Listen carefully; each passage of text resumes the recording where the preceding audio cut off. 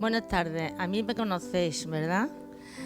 Yo soy María Jesús Rubio y estoy aquí de invitada, ¿vale? Pero para mí es un placer presentaros a dos grandes profesionales que nos van a hablar de aquello que habitualmente no tratamos en consulta, ¿vale?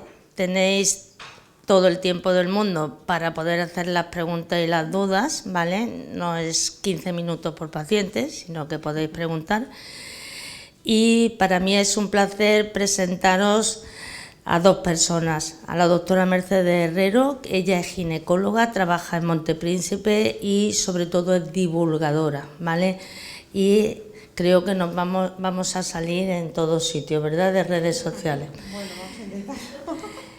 Y a mi derecha tengo a la doctora Barretina, Pili Barretina, que es una compañera muy querida.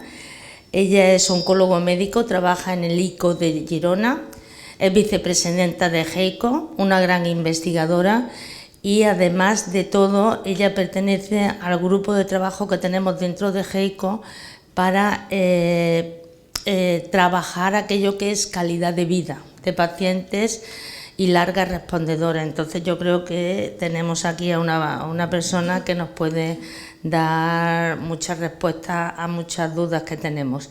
Y sin más, creo que es la hora. Yo invito a que subáis, ¿vale? Y que ya conectéis todos los aparatos. Muy bien. Estábamos comentando cuando no podías escucharnos que no es casualidad que estemos hoy aquí, Mercedes y yo. Es el Día Mundial del Cáncer de Ovario y yo había aprovechado el micro que no funcionaba y por eso repito, para explicar la importancia de este Día Mundial del Cáncer de Ovario. Hablaremos de temas en esta charla que se pueden aplicar a cualquier tipo de tumor, ginecológico, incluso no ginecológico, pero hoy es un día importante para recordar y hacer difusión, ¿no? Quien lo ha sufrido o lo ha vivido de cerca quizás no necesita esta información, pero es importante llegar a toda la población y explicar que el cáncer de ovario es un cáncer que no es muy frecuente, pero que tampoco nos avisa. Es un cáncer en el que no tenemos ningún programa de detección precoz, como podemos tener una mamografía para detectar el cáncer de mama, y es importante recordar que a veces hay síntomas que pueden parecer muy inespecíficos o que no nos hacen pensar en un cáncer de ovario, pero que si se persisten en el tiempo y se repiten en el tiempo, como la hinchazón abdominal, molestias al orinar, molestias con la defecación, pérdida de peso, cansancio, incluso algún sangrado anormal, pues hay que consultar y aparte de consultar hay que insistir, porque hay que insistir, porque es un tipo de tumor poco frecuente. Yo solo me dedico a esto, es lo primero que pienso, pero otros profesionales de la salud ven mucha patología y es difícil a veces, ¿no?, estar siempre en alarma por este tema, con lo cual consultar, insistir para que hagamos las pruebas necesarias. Dicho esto, aprovechando este altavoz que tenemos, gracias Mercedes, y los micros que sí funcionan, dicho esto, vamos a hablar del tema que nos ha traído aquí, que son un poco las secuelas que podemos tener con estos tratamientos, ¿no? Y lo hemos querido plantear sobre todo en el sentido de intentar romper estigmas. Yo creo que a día de hoy se habla de forma mucho más abierta y tenemos mucho mayor conocimiento y ya no tenemos tanto miedo a hablar y a incluso a investigar, ¿no?, en calidad de vida, en secuelas de menopausia, en temas de sexualidad. Pero siempre es bueno tener foros en los que podamos compartir, en los que podamos expresar nuestras dudas para salir un poco de dudas. Y al final yo creo que el tema de la menopausia a día de hoy se habla muchísimo, pero tenemos que hablar de la menopausia, digamos, natural y la menopausia inducida por los tratamientos, ¿no?, que probablemente tienen unas diferencias. Y yo creo, Mercedes, que podríamos empezar hablando de lo que es una menopausia, cómo es una menopausia, digamos, natural, fisiológica, para luego hablar un poquito de todo el proceso natural, ¿no? La perimenopausia, en qué momento consideramos que hay una menopausia, qué pasa después del momento en que decimos que hay una menopausia, para luego compararlo, estos tiempos y estos síntomas, las pequeñas diferencias o grandes que pueda tener cuando son inducidas por un tratamiento oncológico. Claro. La menopausia es que es un proceso natural, es una parte de la vida.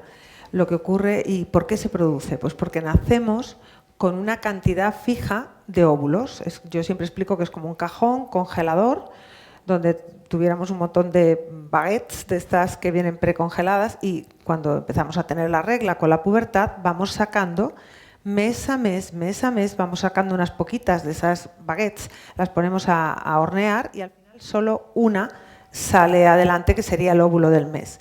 Pero nuestro cajón, nuestro arcón congelador se va vaciando. La menopausia es cuando llega un momento en el que abres el arcón y ya no queda nada, ya no hay óvulos y entonces cesa la producción no solo de óvulos, sino también de las hormonas femeninas que se asocian a la ovulación, que son dos grandes grupos, los estrógenos y la progesterona. Claro, esto en la vida, vamos a decir, en el momento fisiológico o biológico, es un proceso. Es decir, una no se queda sin regla así de súbito, sino que precede un tiempo que incluso son años en los que las mujeres notan que tienen la regla irregular, falla alguna o vienen más frecuentes, pues ahí ya las hormonas y el arcón anda un poquito precario, hasta que consideramos menopausia cuando llevamos un año de calendario sin la regla. Pero esto es diferente, claro, en el momento de si ocurre por un cáncer.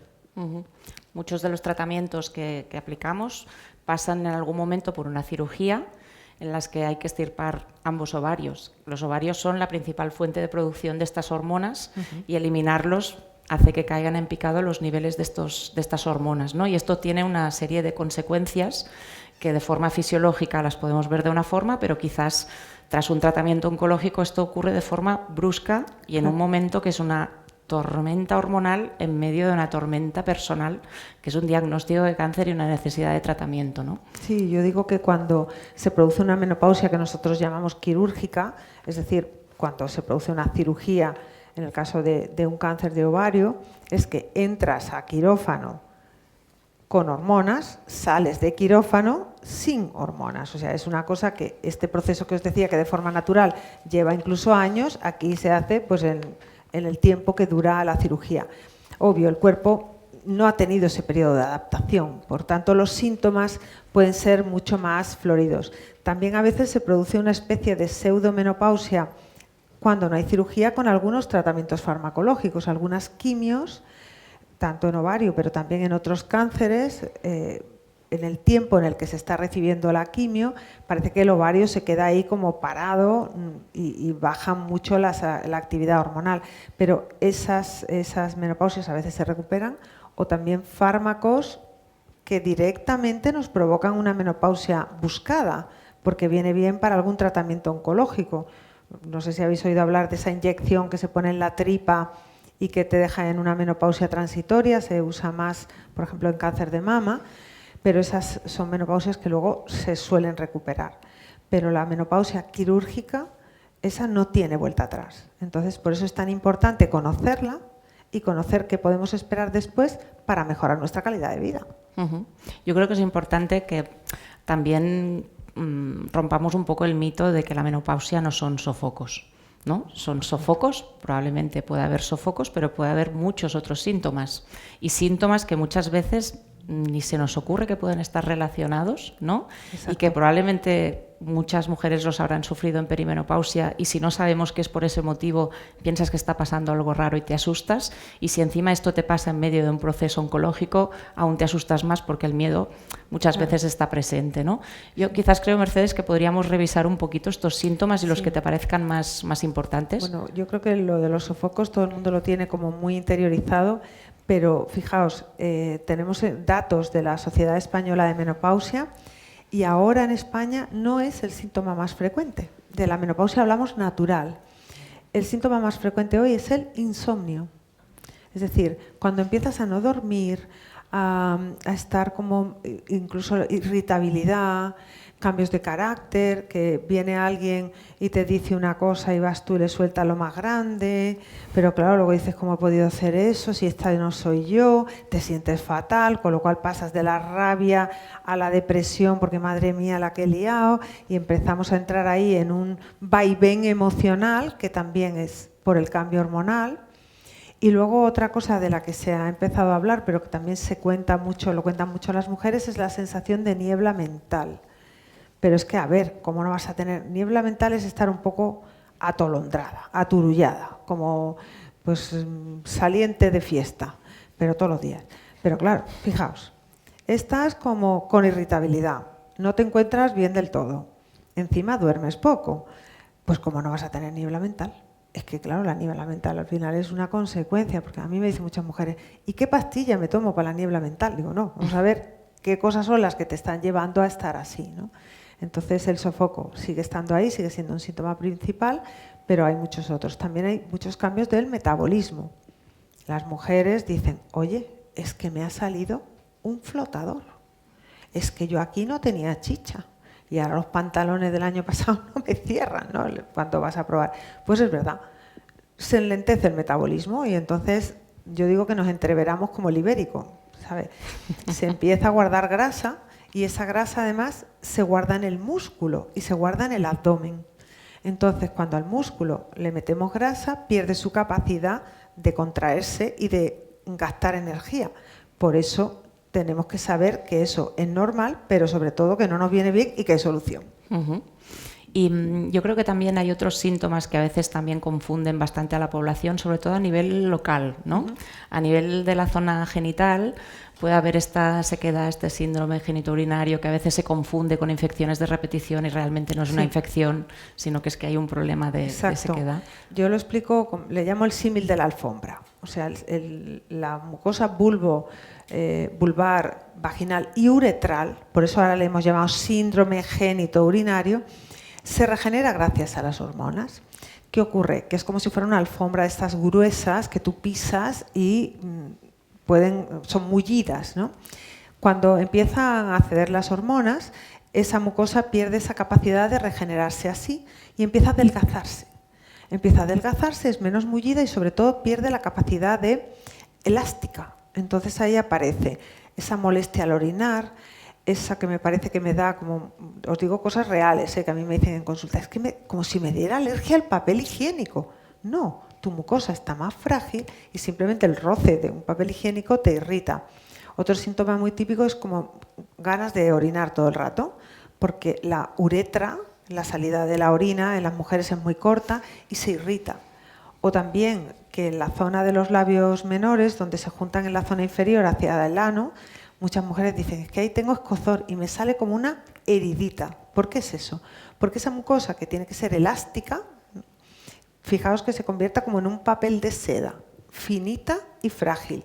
Entonces, ante cualquier roce, pero sobre todo pues en un intento de una relación sexual con penetración, pues eso, en vez de ceder, se abre y rompe. Escuece, molesta. Y claro, yo siempre digo que el síndrome genitourinario es muy frecuente. Casi siempre aparece. Lo que ocurre es que como que vivimos unos años de las rentas. Claro, esto no pasa así, sino que progresivamente se va manifestando y a cada una se le manifiesta de una forma un poquito distinta. Entonces hay que saber que eso puede aparecer porque sobre todo podemos prevenirlo, también tratarlo, pero prevenirlo también. Y ya que se ha introducido el tema del tratamiento, yo creo que hay cantidad de opciones de tratamiento que podemos revisar luego si queréis, en el sentido de pues, medidas preventivas, nutrición, ejercicio, toda una serie de herramientas, pero hay situaciones en las que realmente es necesario administrar una terapia, ¿no? Una terapia sustitutiva, o sea, administrar esta hormona que falta para mejorar estos síntomas de forma arreglada, con las dosis adecuadas, prescrita por un profesional adecuado. Y esto es un tema que ha generado muchísimo tabú durante muchísimos años, porque como hemos dicho, ¿no? Nos dedicamos a investigar y a veces hay algunos resultados que nos asustan, a veces no estamos suficientemente actualizados, a veces el miedo que teníamos hace muchos años por algo no lo hemos perdido y nos da un cierto respeto. Y yo creo que aquí ¿no? tenemos que aprovechar para intentar bajar otro mito en el sentido de que lo que es la terapia hormonal de la menopausia o terapia hormonal sustitutiva o como la queramos llamar, puede ser un factor importante en estas situaciones, ¿no? Claro, fijaos que hubo un boom de un ensayo clínico que fue el que tiró por tierra toda la terapia hormonal porque generó un dato en el que se decía que la terapia hormonal incrementaba el riesgo de cáncer de mama. Eso fue un bombazo. Pero claro, pero esto fue hace 20 y tantos años ese ensayo. Cuando hemos revisado los datos de ese ensayo a lo largo de los años siguientes, hemos visto primero que se usaban tratamientos que no usamos ahora. porque se usa estrógenos y progesterona, como os digo, que son las dos hormonas que tenemos. Y claro, entonces no había esas moléculas sintetizadas en los laboratorios, sino que teníamos estrógenos equinos, es decir, de yeguas, y gestágenos, no había progesterona. Entonces teníamos unas moléculas de laboratorio que actuaban como la progesterona, pero que tenían bastantes efectos secundarios. Y encima el grupo de estudio de ese ensayo, la media de edad de las mujeres era de 63 años, pero había mujeres de hasta 82 años, que ya per se, por su edad, ya tenían un riesgo aumentado de cáncer. Pero claro, haces el combo tratamiento, riesgo de cáncer. Hay un refrán español que dice que cría fama y échate a dormir, ¿no? Pues eso un poco pasó con la terapia hormonal. Por suerte, ahora disponemos de otros medicamentos, exactamente las mismas moléculas que deja de producir el ovario. Tenemos el estradiol natural, que natural no quiere decir que salga en una planta, se sintetiza en un laboratorio, pero es exactamente idéntico al del ovario. Y tenemos también la progesterona natural. Esto nos permite un abanico de dosis muy amplio, porque hay mujeres más pequeñitas, hay mujeres más grandes, unas necesitan una dosis, otras necesitan otra. También distintas vías de administración. Tenemos la posibilidad de poner los estrógenos en la piel, que ponerlo en la piel no significa que sea un tratamiento local, sino que desde la piel se absorbe a todo el cuerpo. Y ahí podemos administrar los estrógenos. Ahora disponemos de cremas, disponemos de parches, que es una pegatina, y disponemos de un medicamento que es un spray, como el Ventolin o lo del asma, pero se pone en el brazo y te pasa el estrógeno. Y también tenemos pastillas, porque hay mujeres que dicen, yo soy más de pastillas, pues ya está, porque esto es lo que llamamos adherencia al tratamiento. Sí, un tratamiento puede ser muy bueno, pero ¿qué pasa si no te lo tomas? Porque no funciona, ¿no? Pues igual. Y la progesterona también, disponemos de pastillas que se toman, incluso se pueden poner en vagina, pero haceos a la idea de que son realmente tratamientos que sustituyen de forma exacta lo que deja de producir el ovario, algo que antes no teníamos. Yo creo que es muy importante llegar a este punto. No se trata de que os expliquemos todas las opciones que hay y que hagamos recomendaciones, sino que yo creo que la idea principal es que los profesionales y las pacientes estemos concienciados de que existe esta opción. Quizás no todo el mundo la necesita, claro, pero necesitamos los profesionales estar formados y pacientes y profesionales perder estos miedos, ¿no? En este sentido, para que quien realmente lo necesita podamos encontrar cuál es la dosis más adecuada, la forma más adecuada de administrar, porque a veces, por poner un ejemplo, a veces con una crema de estrógeno a nivel local vaginal se puede mejorar mucho un síndrome genitourinario y quizás en la situación de la paciente en concreto no es necesario dar nada más, o en otras ocasiones es cuestión de dar todo el tratamiento porque tenemos unos síntomas y tenemos unos riesgos más importantes. Esto siempre de forma multidisciplinar. Tenemos que valorar de forma individual, personalizando por el tipo de tumor, el riesgo que tiene, el riesgo que hay a otros niveles, otras enfermedades que pueda haber, otros tratamientos que se tomen, ¿no? Valorar todo esto, claro. Y esto es súper importante, lo que decíamos antes, ¿no? Que conozcamos que existe esta opción, que conozcamos sus riesgos y sus beneficios para poder tomar la decisión más adecuada y más personalizada para cada paciente, y que los profesionales tengamos este conocimiento, esta actualización que podemos aprovechar, ¿no? Para claro. Explicar estas guías que claro. Es muy importante lo que estabas diciendo, Pilar, porque, claro, si demonizamos un tratamiento, ¿cómo vas a usar tú un tratamiento? Durante tiempo largo, que esto no es un antibiótico para una semana. Imagínate que lo tienes que tomar años.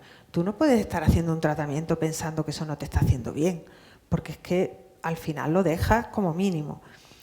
Y tenemos que tener muy claro, yo haría 3 diferencias. Por una parte, cuando os digo de estrógenos que se ponen en la piel, para todo el cuerpo, eso es un tipo de tratamiento. Sin embargo, los estrógenos colocados en el área genital, una crema vulvar o vaginal, eso es otro tipo de tratamiento. Es el tratamiento solo exclusivo del síndrome genitourinario. Y luego hay un tercer escenario, que sería el de la mujer que no ha tenido cáncer, pero tiene una mutación que la predispone al cáncer. De tal forma que de manera prematura pues se le hace una cirugía y se le quitan los ovarios y las trompas. Pongamos un ejemplo práctico, una mujer de 42 años. esa mujer no ha tenido cáncer, pero sí que la hemos hecho esa menopausia de entro por la puerta del quirófano con hormonas, salgo del quirófano sin hormonas. A esas mujeres hay que tratarlas porque las estamos quitando un montón de años de hormonas que sí que necesitan para su bienestar. Y es seguro en esas mujeres el poder recibir tratamiento hormonal sistémico. Nosotros llamamos sistémico a de todo el cuerpo y deben tratarse porque tienen un fallo ovárico anticipado a lo que les tocaría. Pero muchas que han tenido un cáncer de ovario, excepto casos como muy bien dice Pilar, esto no es café para todas, siempre se individualiza, pero en la mayoría de los casos de cáncer de ovario en mujeres jóvenes también se puede hacer terapia hormonal de la menopausia y son tratamientos seguros y mejora mucho la calidad de vida, claro. Yo diría más, y aunque estamos hablando, ¿no?, de cáncer de ovario, cáncer ginecológico, también en otros tipos de tumores en mujeres que no son diagnosticadas o tratadas en cualquier edad en esta transición, pues realmente sabemos que no es que sea inseguro, sino que probablemente es beneficioso por el riesgo que a la larga puede tener a nivel cardiovascular una menopausia precoz inducida por tratamientos. Sí, sí. Lo que es más importante es que conozcamos que existen, que eso que habíamos oído de que eran tratamientos de riesgo para el cáncer, a día de hoy ya sabemos que no es así, pero que tampoco esto es café para todo el mundo, siempre son fármacos. Y desde luego yo diría que huyan de los sitios donde se lo venden, entre comillas, permitidme la palabra vender, como te voy a hacer el tratamiento que nadie te hace, lo mismo, lo mío es lo más exclusivo, y si aparecen palabras como integrativo, holístico y no sé cuántas palabras más, yo, permitidme, es que ya tenéis calle para correr. O sea, esto es un tratamiento farmacológico que ponemos los médicos en las consultas y que se compra en las farmacias, ¿no? Sí. Nadie se lo inventa en su casa y hace una cosa ahí como de magia potagia. Bueno, dicho esto, yo creo que podemos pasar a otro tema. Hemos hablado de todos estos síntomas, todo este impacto que puede tener a nivel, ¿no?, fisiológico del cuerpo, pero también este impacto psicológico, cómo cambia puede cambiar el día a día, y hay un aspecto importante que es el tema de la sexualidad y del deseo sexual. Estas hormonas tienen mucho que ver con el deseo sexual, con la libido, con el tema de las relaciones, y aquí sí hay un impacto importante que muchas veces no hablamos. El deseo en las mujeres es una cosa muy compleja, es muy multifactorial, pero hay una cosa clara. Yo lo explico, permitidmelo con una frase. El deseo sexual y el sexo son extraescolares. ¿Qué quiero decir? Porque tú tienes que comer, tienes que dormir, tienes que intentar tal, pero tienes que estar en una buena predisposición para tener ganas de tener sexo. Si estás hecha polvo, pues mira, va a ser que no. Entonces, por eso es tan importante, primero, reconocer esa situación. Porque parece que te diagnostican un cáncer y ya tienes que ser, vamos, el farolillo de la feria. Entonces, bueno, uno puede pasar una racha mala, claro, porque está en shock, porque está preocupada, porque está agobiada y porque tiene la cabeza puesta el foco en tratarme, curarme, sobrevivir, y no estoy para extraescolares, ¿vale? Entonces partamos de la base de que esa situación es normal, pero además tenemos que saber que hay otra forma de acercarse a la intimidad. Yo os voy a recomendar un libro que es de una amiga común, que es Fátima Castaño, y de Pedro Soriano, de los dos, que son de la Fundación Más que Ideas. Se llama En el amor y en el cáncer. Este libro, que lo editó la Fundación Más que Ideas, pero yo lo tengo enlazado en mi bio de Instagram, descargable, yo lo receto todos los días en la consulta, porque no es solo en el amor y en el cáncer, es en el amor y la oposición, el traslado, estoy agobiada. Cuando hay una dificultad, lo primero que hace el cerebro es bloquear el deseo, porque el deseo es una cosa cerebral. Entonces tienes que reencontrarte, buscar otros modos, tener unos espacios de intimidad, y todo eso en este libro se explica muy bien, y poco a poco eso se va recuperando. Hay que echarle, como decía Celia Cruz, azúcar, hay que echarle ganas, porque se pierde un poco ese deseo automático, pero el cuerpo luego va volviendo a mejorar y cuidando los síntomas físicos. Claro, si tenemos una sequedad horrible, si un acercamiento sexual me produce dolor, ese es el mejor inhibidor. Claro, el cuerpo, ¿qué hace de lo que duele? Huye. Pues tenemos que tratar a nivel local para encontrarnos físicamente mejor y tenemos muchísimas herramientas para hacerlo. Bueno, yo creo que tenemos bastante claro, ¿no?, que es importante que todo el mundo sea consciente de este problema. Nosotros tenemos que hacer también un poco de autocrítica, porque en nuestras consultas, ¿no?, como comentamos siempre, a veces el tiempo, a veces las prioridades, pero este es un tema que hay que tratar. Estamos Yo un creo que poquito así en la consulta, ¿eh? Dice, si pregunto me van a decir. Entonces mucha gente no pregunta. cada vez tenemos más Profesionales, profesionales que, ¿no?, que sí. que son ya expertos, que están formados, que tienen, ¿no?, esta formación, este conocimiento, y a veces no tiene que ser el oncólogo, pero el oncólogo o el ginecólogo que se dedica a hacer una cirugía, por poner un ejemplo, hay gente que tiene mucha formación en todo, pero lo que tenemos que tener es una vía de derivación o alguien en el equipo que se ocupe de este tema. No puede ser un tema del que no tratemos, no hablemos, no nos ocupemos, ¿no? Y cada vez hablamos más de equipos multidisciplinares.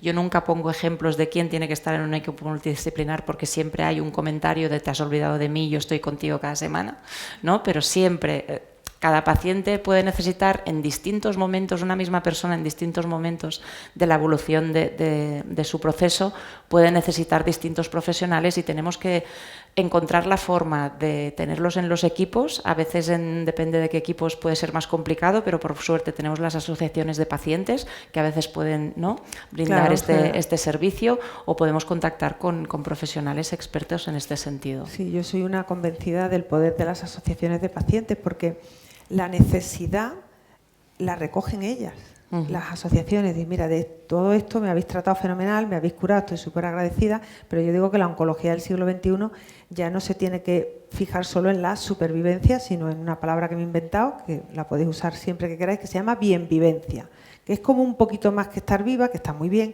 que es tener calidad de vida, ¿no? Entonces, hay además un hándicap en la cirugía ginecológica, y es que la genitalidad de las mujeres es para adentro. O sea, está la vulva y de ahí parece que todo es negro, ¿no? Ya eso es el túnel del tiempo, ahí no sé lo que hay. Y muchas veces nos encontramos que hay mujeres que tienen hecha una cirugía abdominal y realmente no saben cómo está su aparato genital después de la cirugía. Es que, no, es que como ya no tengo vagina, digo, ¿cómo no tienes vagina? No, porque claro, me han hecho la histerectomía, me han dejado hueca, por favor.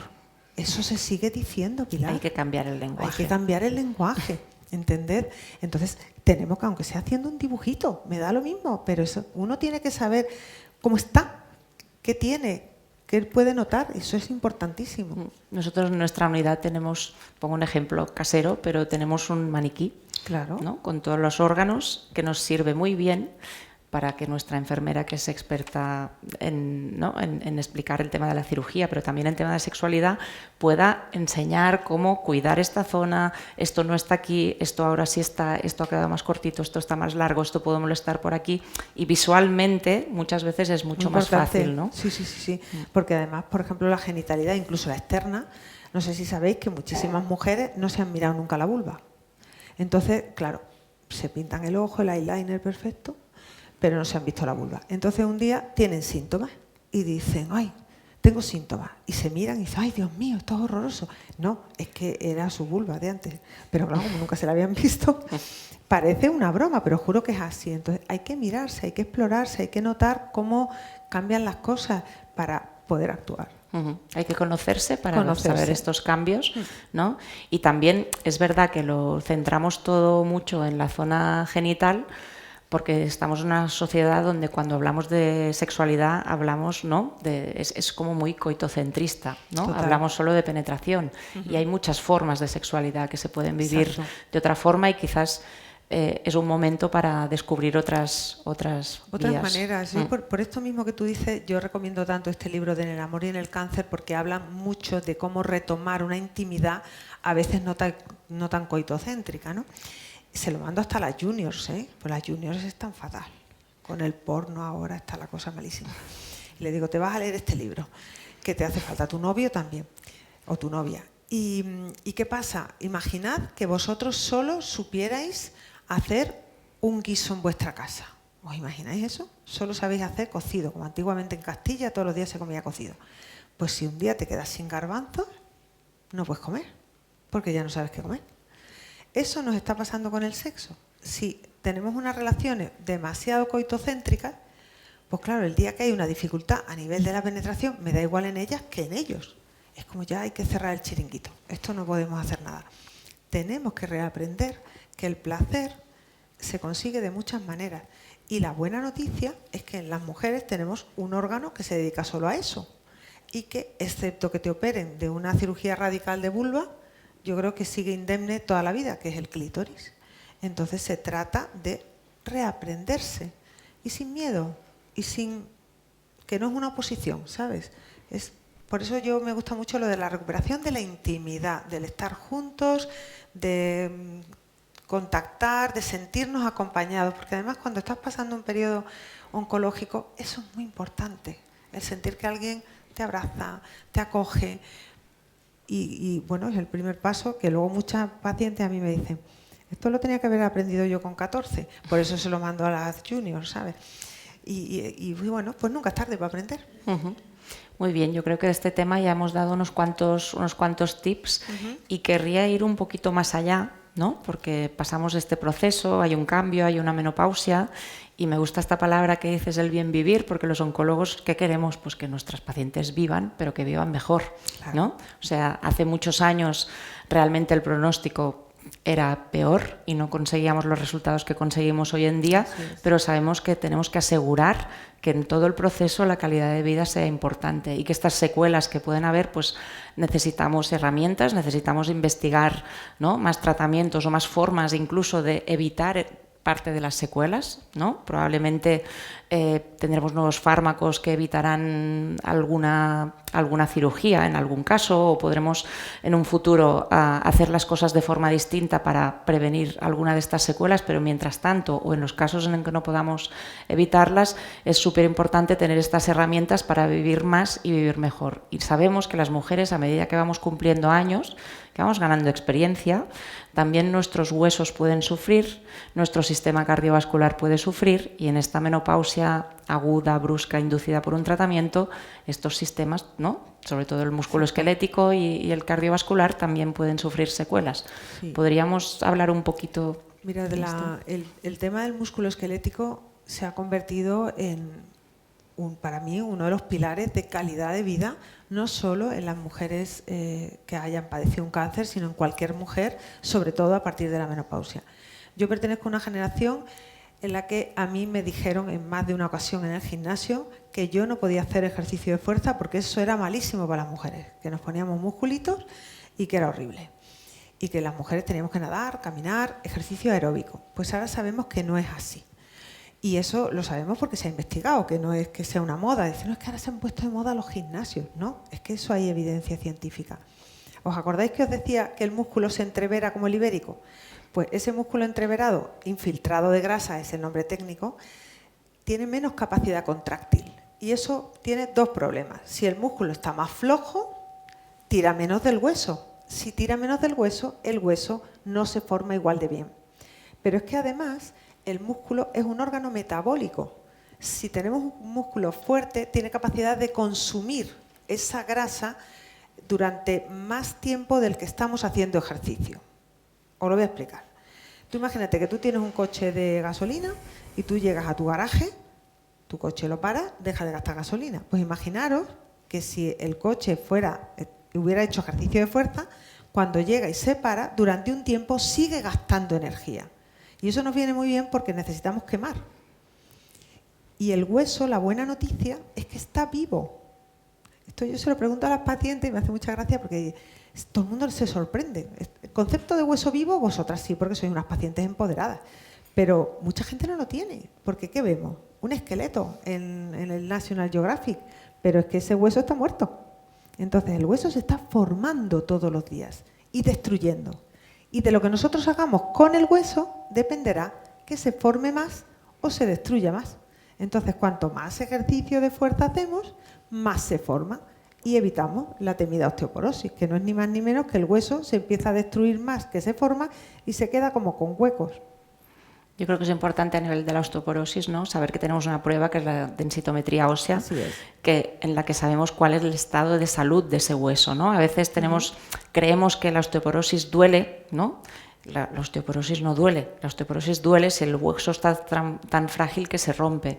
Y es importante cuando entramos en menopausia tener un estudio basal, ver cómo está este hueso, ¿no? Cómo ha evolucionado en los últimos años o cómo evolucionará en los primeros años de la menopausia y hacer un seguimiento personalizado en función de los hallazgos de esta prueba, ¿no? Y esto es importante como prevención, porque si con la edad no vigilamos esta osteoporosis, esta debilidad de los huesos, hay más riesgo pues, de fractura. Y esto va junto también al ejercicio. Menos músculo, más riesgo de caída, más riesgo de fractura. O sea, esto al final todo queda englobado y yo querría hacer un poquito también hincapié en que hablamos muchísimo de ejercicio de fuerza porque es una base muy importante, ¿no? Pero no tenemos que hacer el péndulo de pasar de todo a nada de fuerza a cardio, sino complementarlo. Se recomienda que haya ejercicio de fuerza, que sigamos haciendo la parte más cardio aeróbica, ¿no? Por temas de hipertensión, por temas de que el corazón, ¿no? De fuerza del corazón y por otros motivos también metabólicos y cardiovasculares, y también ejercicios de flexibilidad, ¿no? Porque con la caída de estrógenos nuestras articulaciones, nuestros ligamentos, tendones pueden estar un poquito más rígidos. Es importante hacer ejercicios de flexibilidad y cualquier ejercicio que nos ayude a nivel de relajar el diafragma, la respiración, controlar la respiración, tiene un efecto metabólico, pero también tiene un efecto psicológico, ¿no? De bajar revoluciones, de estar más tranquilos, descansar mejor.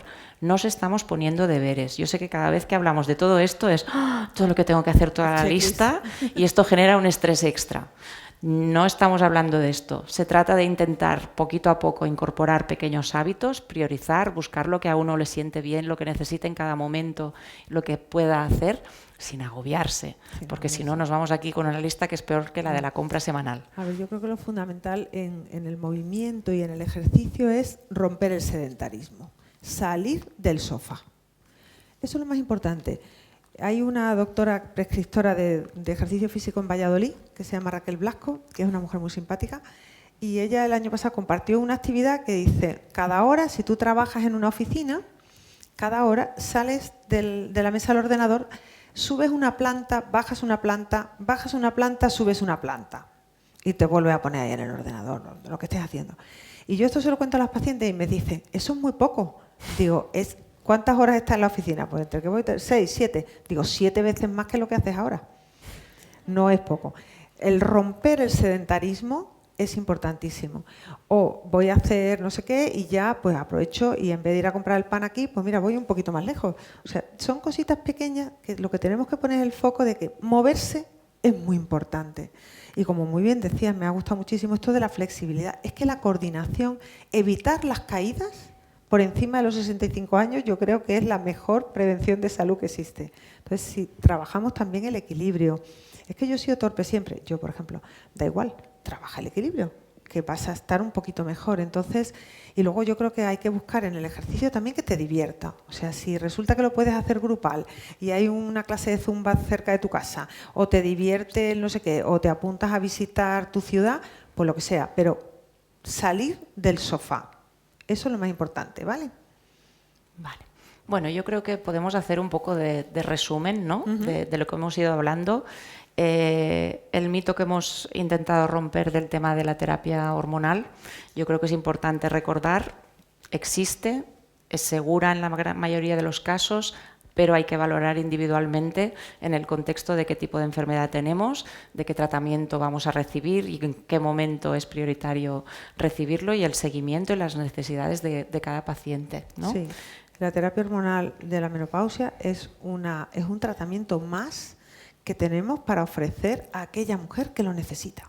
Sería un poco, ¿no? No, ahora todo el mundo terapia hormonal. No, quien la necesite, que pueda optar a ella, claro. Yo creo que ya hemos hecho mucho hincapié en todos los síntomas de la menopausia, pero hay como unos pilares básicos de autocuidado, que ya hemos dicho que no queremos agobiar, pero que sí que tenemos que ir haciendo pequeñas cositas para cuidar nuestra alimentación, para cuidar muchísimo el tema del movimiento. No hablemos de ejercicio físico, que también, pero de romper el sedentarismo. Nuestro cuerpo está hecho para moverse, ¿no? Y sabemos que las consecuencias de no moverse son infinitas, con lo cual el ejemplo de es que hay quien hace algo y se rompe, bueno, es la excepción, quizá lo ha hecho mal, siempre, ¿no? Con profesionales que saben mucho de esto y que nos pueden ayudar, es importante que hagamos, ¿no? Que rompamos este sedentarismo.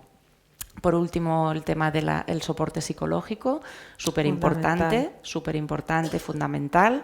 Yo creo que el tema de la sexualidad también, ya hemos dicho, es un tabú, ya no tiene que ser un tabú, tenemos que preguntar, tenemos que saber cómo estamos, tenemos que encontrar nuevas maneras, ¿no? Tenemos que recuperar, si queremos, esta parte de la vida.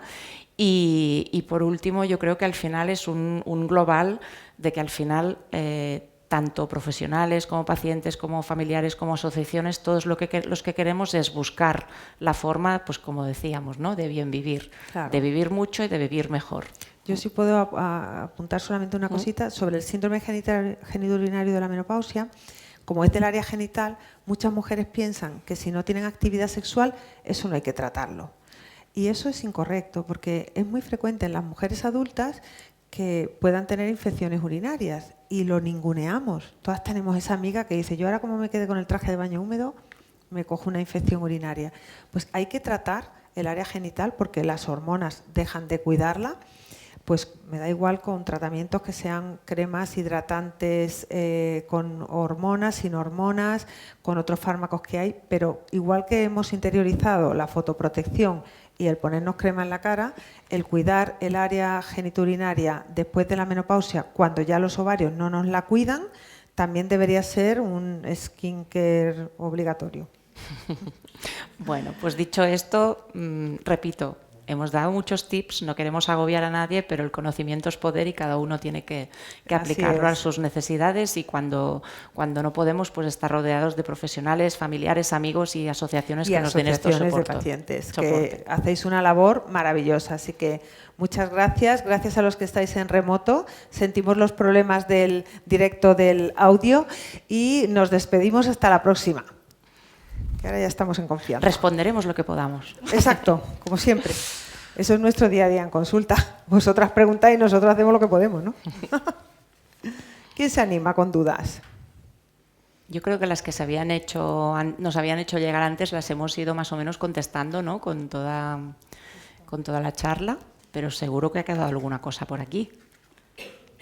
Si no, nos iremos. Si no, nada. A ver los patios. Allí. Si no quieres, no, ¿eh? Yo no te fuerzo a... Venga, en familia. Sí. Pues en familia. ¿Qué tipo de alimentación debemos seguir en menopausia o perimenopausia para no coger peso? Yo puedo decir una cosa muy básica. Sí. Luego ya le dejo que se extienda. La alimentación es todo un mundo y las obsesiones con la alimentación tienen un riesgo. Y cuanto más nerviosos nos ponemos con lo que nos obsesionamos, peor. Yo creo que la regla que doy normalmente a mis pacientes, que mando a la nutricionista, evidentemente, pero la pregunta siempre es, ¿no? Al oncólogo es, la base es la dieta mediterránea, el plato de Harvard, que supongo que sabéis que es el plato tal, lo más natural posible. Lo más natural quiere decir fuera ultraprocesados, paquetes y mínimo procesamiento, mejor natural y de calidad que mucho procesamiento, pero que un día hagamos una cosa que está maldita para el cáncer, ponerse un azucarillo en un café, no va a hacer que tengamos un peor pronóstico. Y esto, a veces, el entorno, con muy buena intención, quiere ayudarnos, porque ha leído no sé dónde que si te tomas no sé qué es malísimo, y es que aquel día la única cosa que te apetece es aquello. Entonces, sentido común. Las bases las tenemos. Vivimos en un país con una gastronomía espectacularmente sana, la que es de aquí, no la que viene de fuera, ¿no? Y sana la natural, no la que nos han vendido en el súper llena de plástico y paquetes. Entonces, es súper difícil aplicar esto, que yo me lo sé de memoria, pero también me cuesta, ¿no? Pero al final es aplicar este sentido común. A partir de aquí, una valoración con una nutricionista experta que nos diga en función la cantidad de proteína, pero sin obsesionarnos, porque ahora si os fijáis todo es proteína, todo lleva proteína, ¿no? Vas al súper y cualquier producto tiene proteína, que dices, pues la proteína la podemos sacar de muchas formas naturales que no necesitas que esté empaquetada en algo que nunca había llevado proteína, ¿no? Claro. Perdón por simplificar, pero creo que a veces cuando damos tantas recomendaciones, simplificar y adaptar, personalizar es lo mejor con una buena base, con sentido común. Esto que acabo de decir, fácil no es de aplicar, pero Si tú dentro de tu dieta habitual revisas con estos parámetros, es natural, estoy cumpliendo el plato de Harvard, es eminentemente lo que es de temporada y lo que es típico dieta mediterránea, probablemente no haya mucho problema. Sí, mira, hay un documento que yo creo que son unas nutricionistas catalanas que lo hicieron, que se llama Pequeños cambios para comer mejor. A mí es un documento que también receto muchísimo, porque te habla de tipo de alimento y de qué cosa más y de qué cosa menos. Y luego mira, que un día tú vas en Madrid a San Ginés y te quieres comer un chocolate con churros. Mira, te lo comes lo más grande, no pasa nada. No podemos hacer esas tiranías, porque es verdad, resulta que las pacientes que han tenido cáncer están como hiperobservadas por el entorno, ¿no? De, no vaya, calma. Pero las pacientes y los oncólogos. Yo misma me voy a tomar algo con mis amigos y ¿estás comiendo esto? Pues sí. Sí. Pasa. Bueno, sí. No pasa nada. O la gente se excusa cuando estamos nosotros delante. Sí, cuando tienes voy un a comer médico en el esto, grupo. Come lo que Mira, quieras. perdona, es que me voy a tomar... Mira, tómate lo que quieras. Hay una frase para la vida y para las pacientes de cáncer en particular, que yo digo mucho en la consulta, que era de Lola Flores: si me queréis irse. Hay veces que hay que mandar callar a la gente, porque lo hacen como buena intención, pero... telita, ¿eh? No sé si te hemos contestado a la pregunta, pero nos hemos enrollado un ratito. Más dudas. Voy con el micrófono, pero porque para la grabación que te escuchen la pregunta, ¿vale? Ah, vale. Así que en familia, pero con micrófono. Han estado hablando del tema de la osteoporosis. En el caso que haya una osteoporosis ya que se diagnostique incipiente, ¿hay posibilidad de revertirla o por lo menos dejarla Frenarla? Sí, claro. que no avance? En ese caso, ¿sería solo a base de alimentación? ¿Haría falta ya un tratamiento más personalizado, no sé, con calcio, no sé? ¿O qué otro tipo de...? La base siempre es Gracias. lo más importante. O sea que tienes que hacerte una encuesta de cuánto me muevo y si a nivel dietético estoy metiendo suficiente calcio y vitamina D. Eso es lo más importante. Y luego ya hay que ver si el hueso está perdiendo calcio de más porque le da la gana o no lo deposita y en qué grado de osteoporosis estás. Y entonces ahí lo habitual es que sean los reumatólogos, ¿verdad?, que deciden qué tratamiento podría venir bien para revertir esa situación. Pero la idea no es el fármaco mágico, no sé si estás de acuerdo conmigo, sino siempre la base, mejorarla, alimentación y suplementación, vitamina D y músculo para que eso que os decía de tirar del hueso, y luego fármaco, y claro, y mejora, sí. Más dudas. Ya se van animando. Claro. Bueno, yo una duda es que como habéis sacado el tema, habéis hablado de que el cáncer de ovario es difícil de detectar. Yo me he tirado mucho tiempo indignada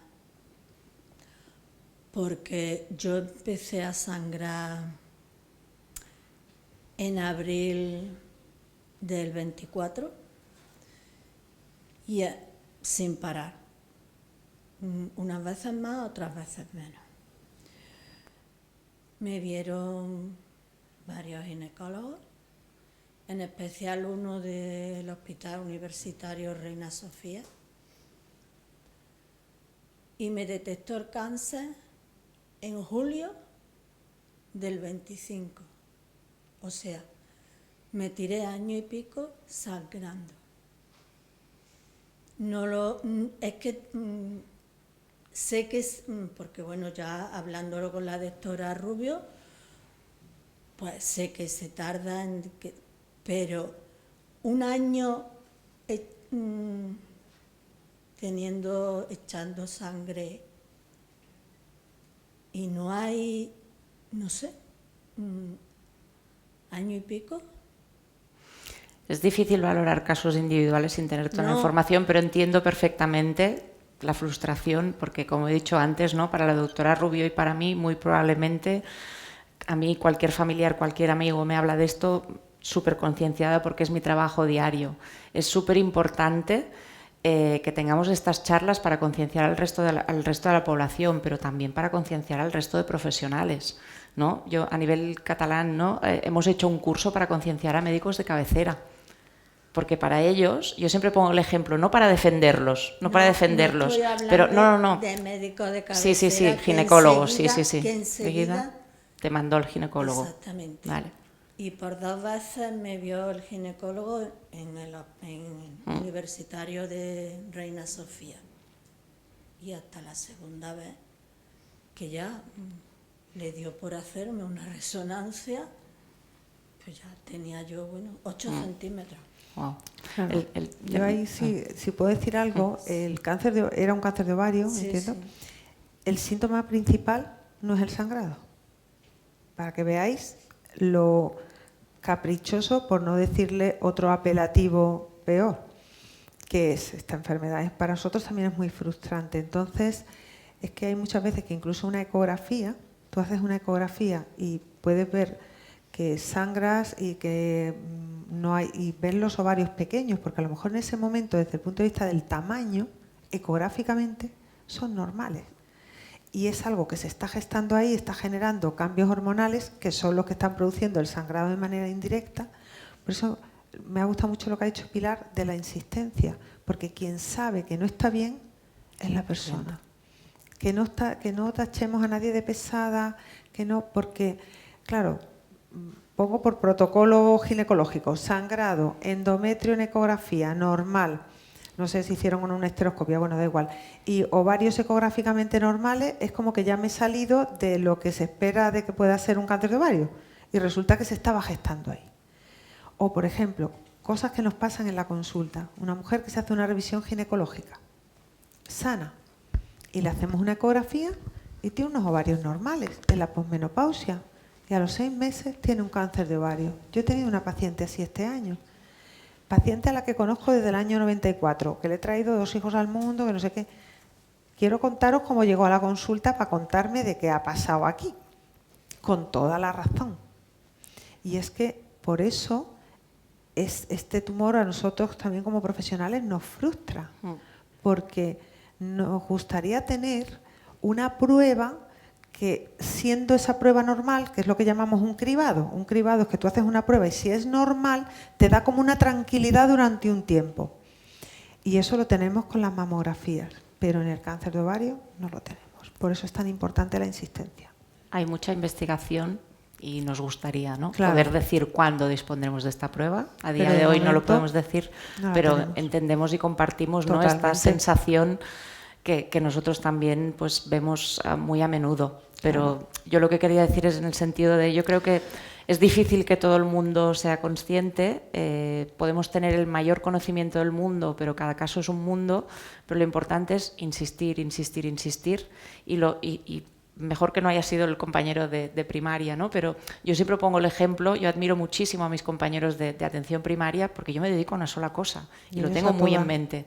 Un compañero de primaria puede tener un cupo de, voy a poner un ejemplo, 10.000 personas, la mitad de las cuales son mujeres y solo un 2% de esas mujeres está en riesgo de tener en algún momento de su vida un cáncer de ovario. Y esto es lo que a veces puede pasar, que con todo el volumen que hay, que no tendría que haber, pero no es una excusa, ¿eh? Estoy solo explicando cómo es la situación, pero lo importante es que...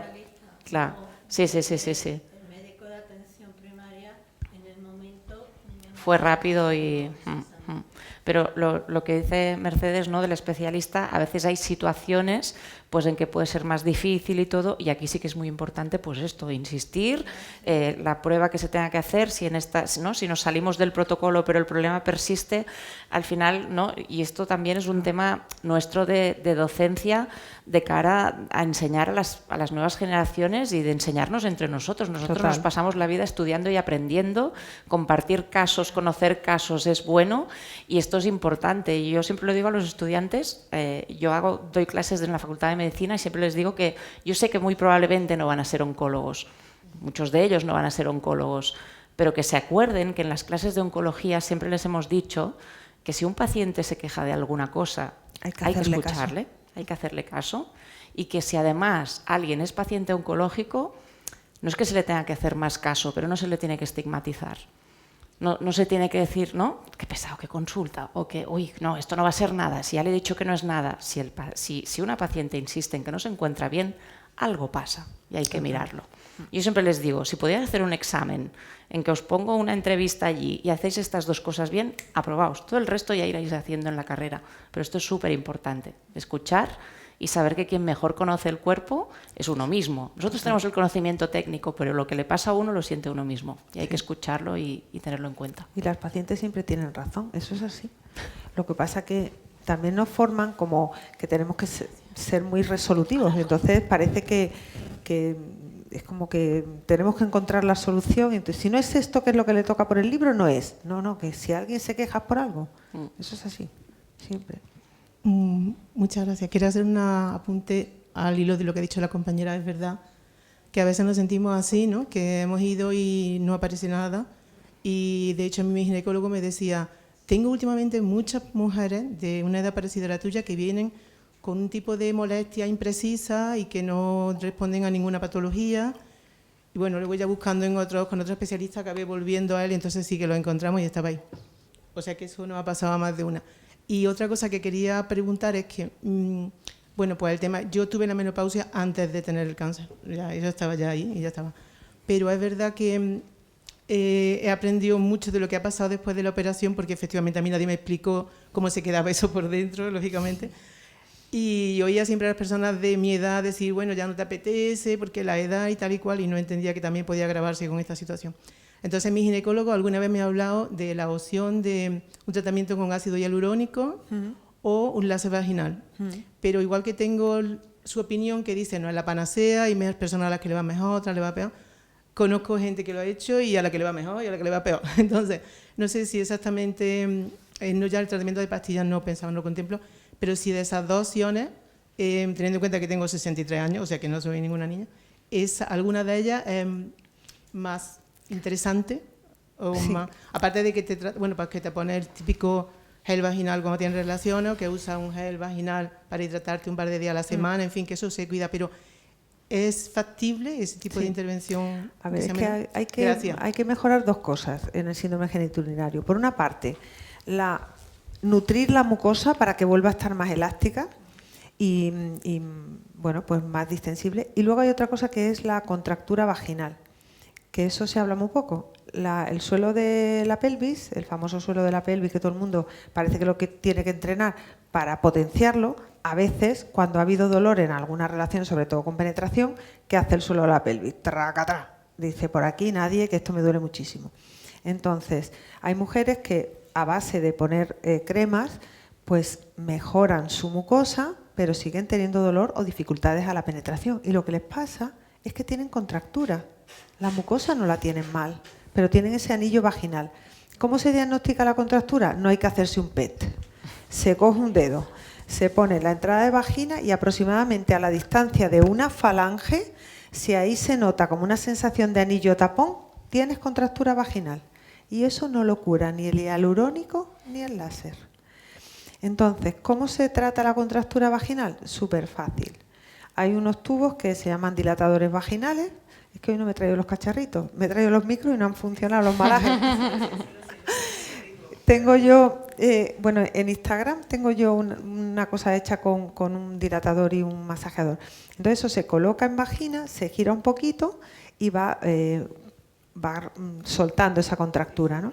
Yo siempre recomiendo que además se usen en el juego sexual para que se comparta, porque claro, si sobre todo tienes pareja, la pareja también lo pasa mal, porque dice, verás tú, le va a doler, eso se llama síndrome del espectador. Y se pasa mal, ¿no? ¿Y para qué sirven concretamente el hialurónico y el láser vaginal? El hialurónico tenemos prácticamente todos los óvulos y cremas que son de venta libre y que no llevan medicamentos, llevan hialurónico. ¿Por qué? Porque el hialurónico es una molécula que penetra y chupa agua. Entonces, ¿qué hace? Esponja el tejido. Pero tenemos una forma de administrar el hialurónico, que son unas jeringas precargadas, que se coloca en lo que es la entrada vaginal, en el introito, porque ahí es donde se acumulan el mayor número de terminaciones nerviosas que duelen, en el momento de la menopausia y lo que hacen es esponjar la mucosa vulvar. Es un poco impresionante porque yo lo uso en mi consulta y le digo a la paciente, déjame tu móvil y le hago una foto con su móvil de su vulva antes y después del tratamiento y es que lo ves como que hace y se esponja. Luego, eso viene muy bien para la mujer que tiene la heridita, molestias en la entrada de la vagina. El láser, sin embargo, es como un dispositivo, como el espéculo que ponemos para la citología, pero que lo que hace es aplicar energía todo alrededor del conducto vaginal. No vale una sesión sola, tienen que ser sesiones repetidas, no es barato, y lo que hace es mejorar la mucosa. O sea, eso que conseguimos con las cremas de hialurónico o óvulos o con estrógenos locales, lo potencia. Pero lo más importante es detectar que no tengas contractura. Porque claro, si pones toda la intención en mejorar la mucosa, pero tú tienes una contractura, te puede parecer que te falla el tratamiento. Y eso te lo diagnosticas a ti misma, vamos. Sí, una fisioterapeuta. De suelo pélvico, claro, eso es fenomenal. Pero yo es que siempre empiezo por lo doméstico, para que cada uno se pueda manejar. ¿Alguna duda más? ¿No animáis? Venga. Buenas tardes. Voy a hacer 2 preguntas, una para cada una. Para doctora Pilar, la biopsia líquida, el caso que nos ha comentado la compañera, la biopsia líquida, no sé si hay una línea ahora mismo de investigación, ¿no sería una manera de detectar ese cáncer de forma precoz y si se está investigando no por ahí? Y para la doctora Mercedes, nosotros en la asociación, una pregunta que muchas veces nos hacen, y yo creo que es un buen momento para que nos conteste, es ¿el sexo activa el sistema inmune? En tal caso, o sea, ¿hay evidencia o no hay evidencia? Bueno, evidencia de que lo activa para bien, quiere decir, ¿no? ¿Cómo, perdón? Que lo activa para bien. Sí, o sea, a ver, siempre estamos hablando que el sistema inmune es una manera de a ver, potenciar todo lo que sea placentero para el cuerpo es bueno. Mejora el sistema inmune. Eso es así. Tanto debería estar en el tratamiento. Claro. Lo que pasa es que no lo podemos poner en una receta. Claro. Lo que sí es verdad es que el mantener una actividad sexual. Aquí hay que diferenciar una cosa. Yo siempre digo que uno al cáncer no llega como un cuaderno en blanco, viene de su vida. Entonces, también hay que ver cómo es la vida y la relación con el sexo de esa persona. A veces con una intención de mejorar, pretendemos que la gente... Mire usted, a mí eso no me lo... Y luego, por ejemplo, esto es muy importante en sexología en pareja. Hay gente que llega al cáncer y tiene una pareja que tiene el enemigo en casa. Y tú no puedes empezar allí en la consulta. Por cierto, os voy a poner ejercicio si están a matar. ¿Entendéis? O sea que hay que tener cuidado. Pero desde luego todo lo que da placer es bueno. Sí, sí. La biopsia líquida es un análisis de sangre en el que detectamos restos de material de células tumorales, que puede ser, a veces detectamos células, a veces detectamos material genético. Sí que es una de las vías de investigación. ¿Vale? Pero a día de hoy no hay suficiente evidencia de que realmente con un análisis de sangre seamos capaces de detectar estos tumores en estadios precoces, y porque normalmente para que haya material genético en sangre el tumor probablemente ya tenga que ser demasiado grande. Pero se van refinando técnicas, se van haciendo muchos estudios y al final es la esperanza, quizás una combinación no solo de la biopsia líquida, sino biopsia líquida con algún otro tipo de análisis, algún otro tipo de prueba radiológica, detectar bien poblaciones de riesgo, quién está más riesgo, menos riesgo, pero de momento no es algo que se pueda aplicar a toda la población. Un sistema de cribaje, ¿no? Un cribaje es algo que puedes realizar a toda la población, o al menos en una franja de edad que está a más riesgo, y que impacta de forma que diagnosticas antes de lo que estás diagnosticando ahora y curas más. Pero no lo planteaba como un cribaje, sino como o sea, como los síntomas pueden estar muy confundidos, ¿sabes? O sea, cuando me pasa uno, me pasa otro, me pasa tal, pues a lo mejor no tiene que estar un año y ahora algo, mismo ¿no? como diagnóstico no. No, puede no, no. que sea una vía, ¿no? A Pues, futuro. pero puede ser que en un futuro sea una vía, igual que lo estamos estudiando en casos en que se hace seguimiento y haya un riesgo de que la enfermedad pueda volver a salir, detectarlo de esta forma, ¿no? Pero todo esto requiere de mucha validación porque hay muchos, lo que llamamos en medicina, falsos positivos y falsos negativos, ¿no? El falso positivo es ¡ah! Susto y luego no era nada, pero vaya susto te has llevado, y el falso negativo es tranquilos que no es nada y sí que está. Entonces, no podemos asumir la tasa de falsos positivos y negativos que tienen las técnicas a día de hoy, pero investigación hay muchísima y esperamos llegar allí. No me dedico a este tema, pero sabemos que hay mucha investigación en este sentido. Yo no pensaba preguntarlo, pero al final digo, bueno, venga. Venga. Yo soy de las brutas, vamos, supongo, desde que a mí me han vaciado, yo no he vuelto a ir al ginecólogo. ¿Eso es un error muy grande? O el tema hormonal, yo a mí me ha sorprendido, porque yo, por ejemplo, tuve el cáncer de ovario ya después, posterior a la menopausia. Entonces ya no, yo ya se supone que esas hormonas no las tenía, ¿no? Claro. Entonces, si realmente conviene recuperarlo, si es bueno que me revisen, si... A ver, depende un poco de la idea que tenemos de la revisión ginecológica, te cuento. Primero, si tienes que seguir haciéndote cribado mamario. Eso sí. Sí, eso sí. Eso es muy importante. El y pecho luego, sí, pero luego ya nada ya más. ahí dijiste tú, yo ya eso he cerrado la tienda, ¿no? Sí. Como me dijo un día una paciente. Yo no quería venir, yo no sé por qué he venido, porque me han olvidado, yo había cerrado la tienda ya. Pues claro, el tema es que asociamos esto de toda la vida, ginecólogo, con hacerse la citología, ¿no? Eso yo creo que yo eso lo tenía interiorizado de que acompañaba a mi madre a hacerse la revisión. Es evidente que si no tienes cuello de útero, no te tienes que hacer citología. Pero todo este tema de la esfera genital, del síndrome genitourinario, de cómo te puede estar repercutiendo la menopausia, sí que conviene hacer una revisión y que vean cuál es tu estado. Hay mujeres, cuando hablamos del síndrome genitourinario de la menopausia, parece que es como una condena, pero hay mujeres que están en menopausia y que no tienen, porque sabéis que en biología se produce eso de la campana de Gauss. La media está ahí, pero unas están fenomenal y ni lo han notado. Pues resulta que si tú eres ese caso, pues ya está. Pero una valoración sí que conviene, sobre todo si tienes síntomas. Aunque no haya que hacerte una citología, aunque no haya que hacerte una ecografía porque no tienes útero y ovarios, y sí, siempre hay que hacer el cribado mamario, claro. Y aquí yo quería añadir que, aunque en menopausia, como dice Mercedes, todo es un tema progresivo, ¿no? Y la hormona no baja de golpe. Y a veces cuando la mujer se diagnostica del cáncer en una fase ya de unos cuantos años post-menopausia, sabemos que esta bajada estaba siendo lenta.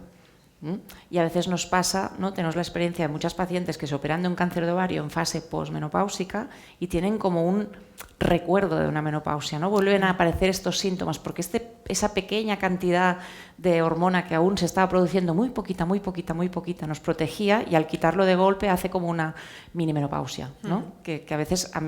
Yo tengo que ser la primera, a mí nadie me lo enseñó esto, lo he aprendido con la experiencia de ver muchas pacientes y hablarlo con los ginecólogos, ¿no? O sea que en este caso, si esto ocurre en medio de un tratamiento y hay muchos síntomas, pues a veces se puede reconsiderar. O sea, yo creo que no es el concepto de la revisión, pero el concepto de cuidar de la salud de la mujer, que yo creo que es más el concepto que tenemos que tener, es para siempre.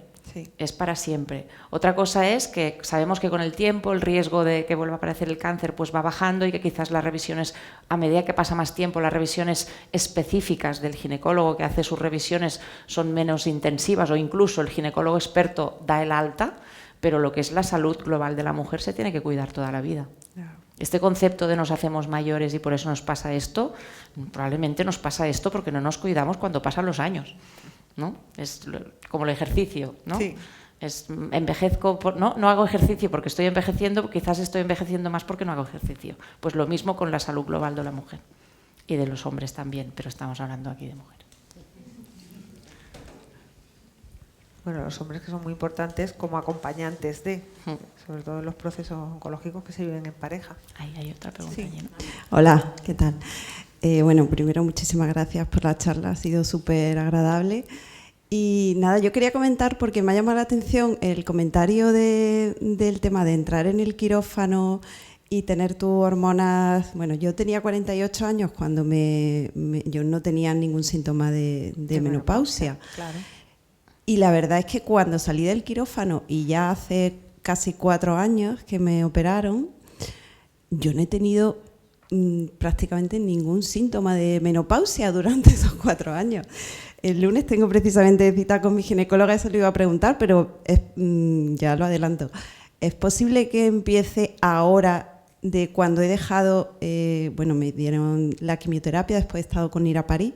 No sé si es posible empezar justo después cuando acaban los tratamientos o porque no le he hecho caso y ahora es cuando estoy notando como más síntomas de más sofocón, más después de tanto tiempo. No sé si eso es posible o... Nosotros decimos siempre que la menopausia no es la menopausia, sino es una menopausia en cada mujer. Y esto es como yo soy obstetra también, hay algunas mujeres que llegan pariendo, de las que paren con la blusa, ¿sabes? Que no habían notado que estaban de parto. Claro, esa es una de cada no sé cuántas, pero las hay. Entonces, los síntomas son distintos en cada mujer. Entonces, si a ti te hicieron una anesectomía bilateral, saliste sin hormonas, eso está clarísimo.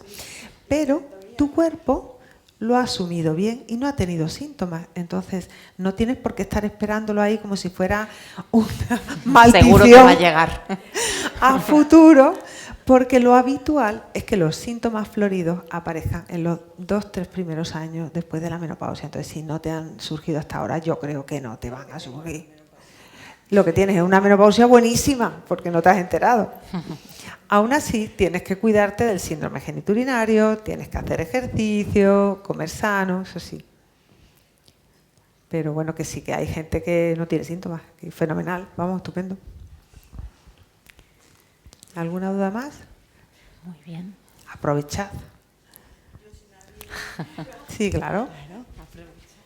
Vamos de tiempo, vamos bien, ¿no? Yo no sé, tú te tienes que ir. 7 menos 4, yo a las 8. Yo, aparte de darle las gracias por toda la información y toda la charla, que ha sido muy amena y además se ha podido seguir muy bien, me queda una espinita con el tema del ejercicio físico. Ahora, a mí va a hacer 2 años que me operaron y yo no he empezado a hacer ejercicio físico hasta empecé en enero, ejercicios de fuerza. Y empecé también porque a través de una asociación pues me animaron y tal. Aparte de la concienciación, que creo que es súper importante y hacéis una labor muy importante, un ejemplo es lo de hoy, que la gente se conciencie del ejercicio físico, porque además yo me lo estoy notando un montón. Yo tenía la espinita porque a mí me hicieron una cirugía también abdominal y yo tenía miedo de a ver dónde voy a hacer ejercicio que no me pueda hacer más daño de lo que ya llevo encima. Y la verdad es que, por lo menos, yo encuentro pocos profesionales que se dediquen a entrenar o que estén especializados en este tipo de casos.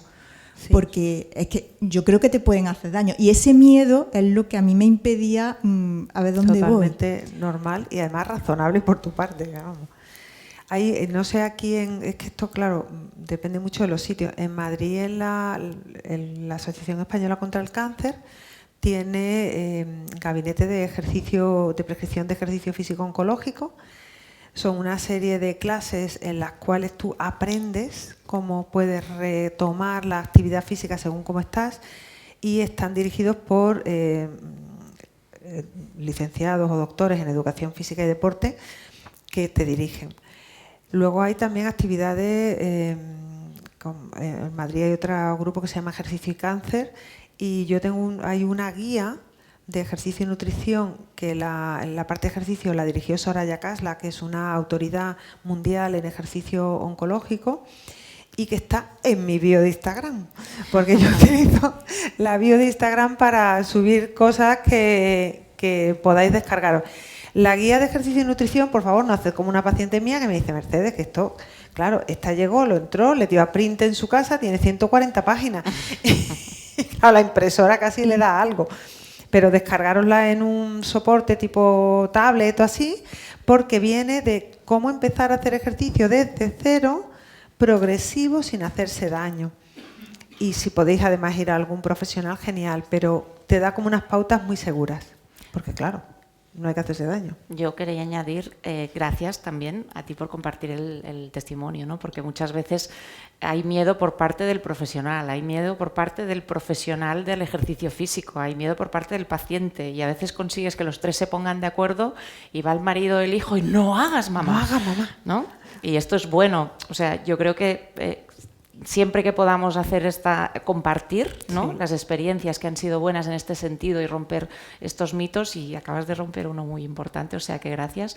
Y yo creo que estamos viviendo una revolución, entre comillas, gracias a sistemas de información, que ya sabemos que hay un riesgo de que las informaciones no siempre son las más adecuadas, pero cada vez hay más conciencia entre profesionales de esta importancia del ejercicio físico, de recomendarlo. Yo sería feliz que igual que tengo la psicooncóloga, la nutricionista, pues tener allí al especialista en ejercicio, pero sí que estas sinergias que establecemos con profesionales que están en asociaciones, profesionales conocidos, yo creo que cada vez se está moviendo más y al final probablemente no necesitas el mayor mega experto referente, que sí, también, ¿no? Porque Soraya la conocemos y todos trabajamos con ella, pero necesitamos profesionales con conocimiento y honestos.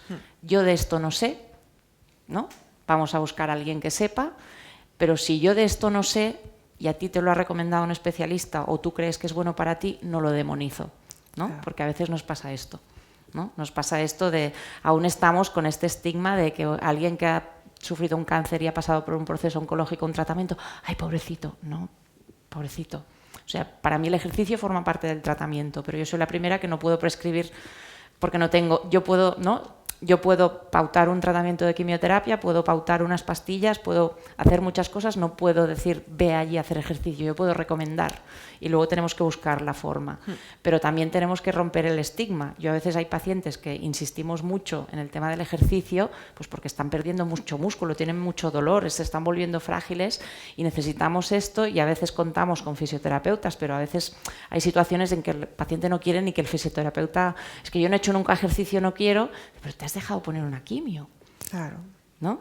Nos dejamos, o sea, aceptamos, no es que nos dejemos, aceptamos este tratamiento porque sabemos que forma parte, y algo que es un poquito más sencillo, pero es verdad que requiere un esfuerzo y a veces no estamos con el humor de hacer este esfuerzo, también forma parte del tratamiento. Pero yo creo que poquito a poco se va concienciando muchísimo todo el mundo, pero lo que hemos dicho antes, no pongamos el péndulo a que ahora todo el mundo tiene que ir a hacer la maratón, el Irox y el no sé qué, adaptado, personalizado y en cada momento de la evolución lo que sea necesario. Yo creo que hay que hacer pequeños retos asumibles, porque si no también te frustras. Me da igual que hayas tenido un cáncer que no, ¿sabes? O sea, que eso le pasa a todo el mundo, que tenemos poco tiempo, ¿qué tal? Entonces, oye, voy a adaptar el reto a qué posibilidad tengo. Yo siempre explico, póntelo fácil. O sea, si hay un sitio, no te tengas que... Es que me han dicho un gimnasio, fijaos Madrid, como es de grande y de incómodo, pues búscatelo, bueno, pues ahí, en cercanía, y luego cosas que te gusten y que te hagan pasarlo bien. Claro que sí, hay que divertirse. Marcelo aquí va... Estáis, no sé si cierro o no cierro, pero o sea, es tremendamente importante desde AMO, en AMO App, ¿vale? Nosotros empezamos hace 4 años concretamente un proyecto que es Mujer, Deporte, Cáncer. Precisamente lo hacemos en colaboración con el grupo de trabajo de SEOM, ¿no? Porque la idea es llevar, bueno, son dos. Una es que el ejercicio, lo que estabais comentando, precisamente que llegue a las pacientes durante el tratamiento. Pero más importante también todavía es cuando ya ha acabado el tratamiento, ¿vale? Para evitar recaídas hay evidencia científica, que además es un porcentaje elevado, ¿no? En AMOAP, ¿vale? Que es AMOH-APP, ahí tenéis, hay un apartado que es Mujer, Deporte y Cáncer. Hay 1000 y pico preguntas entre temas de cáncer, de ejercicio y tal, que están contestadas, y lo bueno es que lo contestáis vosotros, los profesionales, no es que pues, Soraya Casla está, o sea, al final tú estás, Pilar, estamos todos, tú Mercedes estarás, entonces lo importante es que sean los profesionales quienes nos contesten, porque es verdad que en las redes hay mucho gurú. Y nosotros abogamos siempre que el espacio que no ocupa un profesional se lo estás dejando a un gurú. Entonces, esos gurús es muy peligroso, lo que comentabas antes. Preguntarlos siempre con todo. Es verdad que vosotros no podéis estar con un tratamiento y con el tema de nutrición, tema de ejercicio, tema psicológico y tal, ¿no? Pero sí que sois un canal muy importante para que recomendéis. Y yo creo que lo que tenemos que daros es herramientas a vosotros para que vosotras se la podáis dar a los pacientes. Pero al final el ejercicio empieza en una misma. O sea, no hace falta ni que Soraya ni el seleccionador de la selección española de fútbol te diga qué tienes que hacer. O sea, al final es tan simple como me levanto y empiezo a moverme. Ahí ya estás haciendo ejercicio y durante el tratamiento es tremendamente importante. Yo la experiencia que tengo en mis pacientes, al menos, es que toda aquella que empieza, no lo deja. Nadie lo deja. ¿Por qué? Porque te cuesta ir lo más grande. Pero como luego al volver está mucho mejor, pues te vas convenciendo, ¿no? Y hablo en primera persona, porque yo con la pandemia y tal me quedé un poco más parada y ahora estoy más vinculada al ejercicio de fuerza y es que no lo dejo. Yo cuando oía a la gente eso de que les apetecía ir, yo decía... Yo ahora cuando me veo los domingos yendo a recuperar clase, cuando no he podido ir durante la semana, a mí misma digo, bueno, esto te lo dicen hace 2 años y no me lo creo. Pero es verdad, te sientes mejor, te sientes más ágil, te sientes más fuerte, con más energía y entonces eso pues vuelve... Claro, claro. Entonces yo he parado, ay, perdóname, cariño. Yo lo hacía antes y entonces yo paré con el primer momento del shock, claro. La operación en la quimio, pero si yo tengo una quimio y yo me encuentro bien, porque me gusta una quimio esta mañana, y yo estoy bien y yo hago no pilates, hago senderismo, claro. hago ejercicio de fuerza, ando, hago 1000 cosas, porque me encuentro bien. Hombre, lógicamente, después de una operación, pues no cojo los pesos que cogía, claro. pero voy a ir poco a poco haciéndolo. Yo es que soy, como decía la compañera, muy burra, ¿verdad? Yo que soy muy burra. Yo como siempre, bebo como siempre, vivo como siempre y hago lo que siempre, porque entiendo que a esta altura de la vida y después de 10 años de llevar el cáncer conmigo a la espalda, pues poco me va a afectar ya lo que yo quiera cambiar en mi vida. Claro. Pero el ejercicio es que si yo voy a un ejercicio dirigido, como el de la Asociación contra el Cáncer, una vez, y dice, levantamos la pierna una vez, otra vez, y yo digo, pues ya no hago más, ya me voy de aquí. O sea, claro. 2 pilates a la semana, respiro, equilibrio, estiro, pero una vez y otra vez yo. Entonces entiendo que también el sentido común, yo, claro. La doctora lo sabe, cuando me operaron recientemente, bueno, el año pasado una cosa, me dijo el cirujano, señora, usted tiene 60 años, usted ya paseíto y tranquilo. Y a los 3 meses me fui al Camino de Santiago. Hombre, y claro. no me fui antes, hiciste muy bien. No me fui antes porque lo tenía pagado para esa fecha. O sea que no me podía ir antes. Pero no, si te dicen no, o vete a un especialista que no hay, ¿qué haces entonces? Pues el sentido común. Ser un poco rebelde. Claro. ¿Verdad? Sí. Pues ya está. Sí. Allí. Y la última, ¿no? Por eso no has tenido sofocos. Se sabe que cuando haces más ejercicio tienes menos sofocos, eso sí es verdad. Muy bien, pues damos por cerrado. Sí, ya sí que por un tenemos, tema de pero tiempo. sobre todo por ti, por tu tren. Porque Sí, yo te dejo aquí. salgo en 1 hora yo, pero estoy enfrente. Pues si hay alguna duda más si queréis solventar, no. Claro. Y si no, ya rompemos el sedentarismo. Yo ya estoy aquí para Ya levantar. estamos aquí. Bueno, pero hay que preguntar ahora, para ver si esto ha sido útil, hay que preguntar a los técnicos. ¿Habéis aprendido algo? Yo lo hago siempre. Yo llevo un ratito pensando que teníamos que Sí. hacer participar a los... Ah, mira. La última pregunta, así me gusta. Yo se lo comentaba a mi compañero Fernando, lo del tema de la contractura. Eso me ha llamado mucho la atención. Te llama la atención, ¿verdad? Sí. Pues es muy fácil diagnosticar. Bueno, y no es una cosa exclusiva de mujeres ni mayores, ni en menopausia, ni con cáncer. De hecho, vemos muchas chicas jóvenes, porque yo atiendo a muchas mujeres jóvenes en consulta, con contractura. Y claro, es algo que se ningunea, porque como uno mira la tele y todo es súper guay, dices, pues esto no me debe, no sé, ¿qué me ha pasado a mí? Hay algo que no me he estudiado yo. Y sobre todo que es tan fácil de diagnosticar, porque se diagnostica con un dedo. En mi perfil de redes, con motivo del día pasado, del cáncer de mama del año pasado, hice yo un vídeo, lo tenéis que ver vosotros con muchísimo cariño porque sois profesionales, explicando el síndrome genitourinario de la menopausia y cómo se perpetúa cuando deja de haber actividad, cuando deja de haber penetración y demás, porque claro, eso cada vez va hacia atrás, ¿no? Y aumenta la contractura. Y con un simple masajeador vaginal y con un poquito de tiempo y dedicación, eso se resuelve. Así de fácil. Peor, claro. Sí, sí. Entras en lo que se dice que es un círculo vicioso, que yo siempre digo que no es de vicio, sino de malo. Y hay que romperlo por algún sitio, claro. Muy bien. Pues nada, un placer, ¿eh? Gracias.